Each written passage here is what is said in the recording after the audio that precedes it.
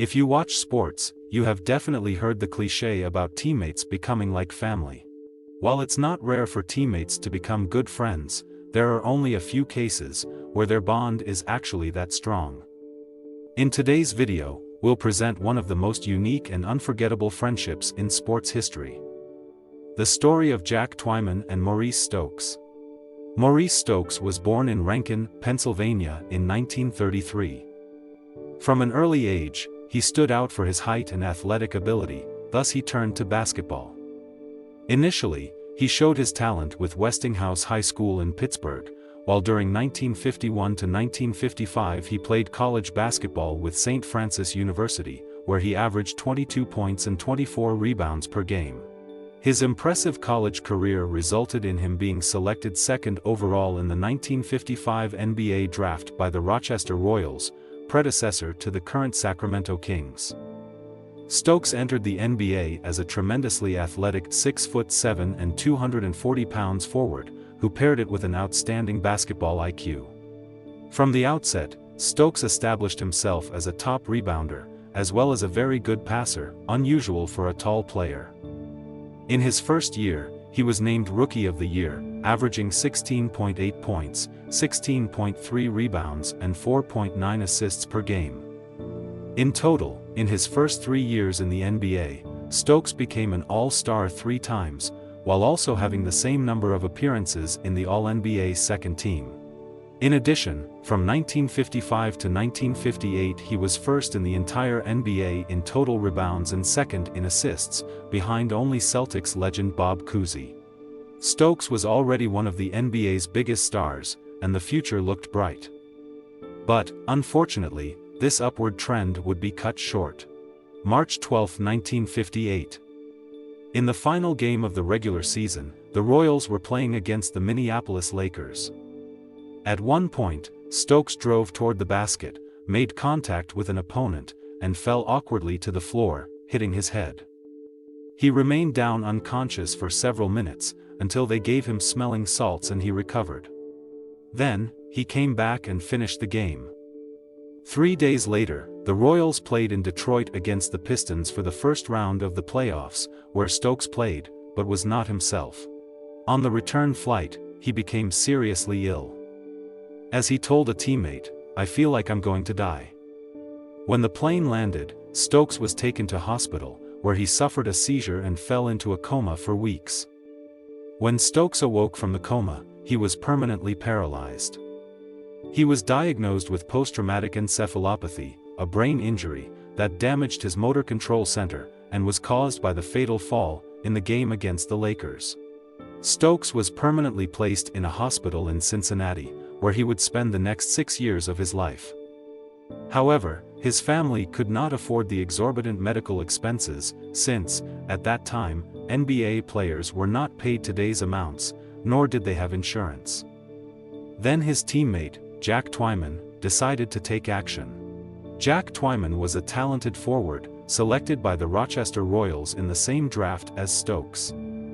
The two formed the duo, around which the team would build a title contender. When he saw that Stokes' family could not afford the medical bills, Twyman took over his care, with his wife's consent, despite the fact that they had just started a family of their own. As he stated, things had to be done immediately and no one was there to do them but me. Twyman applied to become his friend's legal guardian, and a judge granted the request, allowing him to control Stokes' bank account and pay bills. He filed claims, so Stokes could receive work injury compensation, which helped with his hospitalization and care. Despite his basketball commitments, Twyman spent too many hours in hospital with Stokes, who, after regaining consciousness, was unable to speak. The two teammates communicated as follows. Twyman went through the alphabet letter by letter, until Stokes, who was mentally alert, blinked.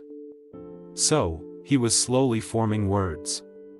His brain injury had robbed him of his speech and mobility, but not his spirit. Stokes began a rigorous physical therapy program, and after a while, he was able to take a few steps down the clinic corridor, with the help of nurses. Gradually, Stokes learned to type again, and also to draw, even though his body suffered from spasms, and his fingers didn't always go where he wanted. After a while, when physical therapy began to pay off, they placed a typewriter near his bed, next to his arm. He began to write his first sentence, addressing Twyman. It took him almost a week to finish, and at the end, he wrote, "Dear Jack, how can I ever thank you?" Stokes accepted the situation and kept his sense of humor. As the New York Post columnist Milton Gross wrote, Stokes lived as a symbol of the best that a man is, despite the terrible things which can happen to him. He was a beautiful man, who believed that surrender was not the way, even though he couldn't walk, couldn't talk except agonizingly. And he laughed when he should have cried. Twyman admitted that. To see the way he conducted himself, I just stood in awe of him. It got so bad, when I would be having a bad day myself, I would go to see Maurice, selfishly, to say, I want to get pumped up. And he never failed to pump me up. But, even a star like Twyman could not shoulder the enormous financial burden of Stokes' care on his own. The solution would be given by a businessman, named Milton Kutcher, who was the owner of a private sports club and a big basketball fan, who knew their case. In the summer of 1958, Kutcher contacted Twyman, and suggested that he host a basketball game in Stokes' honor, to raise money for his medical bills. Moreover, he offered to cover all the expenses himself. All Twyman had to do, was find 10 players, to fill the 2 teams that would play. When the initiative became known, almost every NBA star offered to help. Thus, a total of 75 players appeared on the match day, including legends such as Wilt Chamberlain and Bill Russell. The event continued on an annual basis for some years, with tremendous success.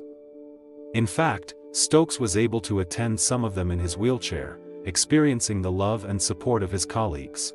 In June 1969, Twyman was called by St. Francis University, Stokes College, which informed him that it was building a new gymnasium, and wished to name it the Maurice Stokes Fieldhouse, in honor of its former player. The event was set up as a surprise for Stokes' birthday, without telling him.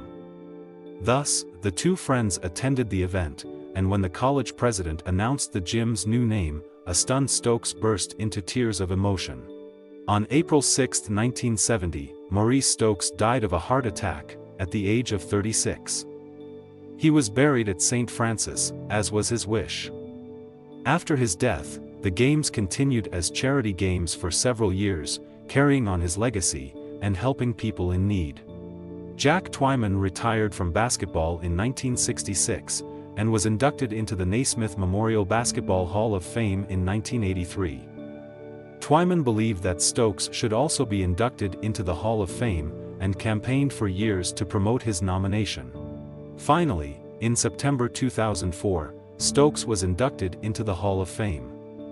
Twyman himself accepted his award, stating, "Whatever I've done for Maurice, I've gained tenfold. Let me just say, congratulations big fella, you made it." Jack Twyman passed away on May 6, 2012, aged 78.